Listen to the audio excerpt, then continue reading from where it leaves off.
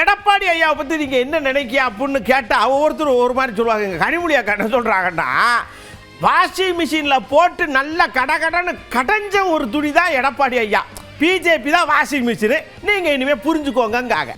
இங்கே எடப்பாடி பழனிசாமி அவர்களோடு கைகோத்து கொண்டு இதுவரைக்கும் பல முறை சொல்லியிருக்காரு, அவங்களோட ஒட்டும் இல்லை உறவும் இல்லை அப்படின்னு.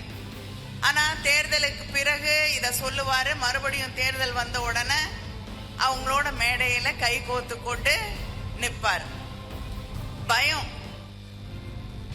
ஏன்னா தன் மேல ஏதாவது கேஸ் போட்டுற போறாங்க, வழக்கு வந்துச்சுன்னா என்ன பண்றது அப்படிங்கிற பயம். ஏன்னா பிஜேபி கிட்ட ஒரு நல்ல பழக்கம் இருக்கு, நீங்க எதிர்கட்சியில இருந்தீங்கன்னா கேஸ் போடுவாங்க, எதிரணியில இருந்தீங்கன்னா வழக்கு போடுவாங்க, சிபிஐ அனுப்புவாங்க, இன்கம் டாக்ஸ் அனுப்புவாங்க, இடி அனுப்புவாங்க.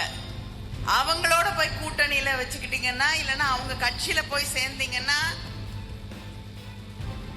ஒரு பெரிய வாஷிங் மெஷின் வச்சிருக்காங்க, அந்த வாஷிங் மெஷின்ல உங்களை உள்ள போட்டு துவைச்சு சுத்தமாக்கி ஒரு கேஸும் இல்ல போ அப்படின்றவாங்க.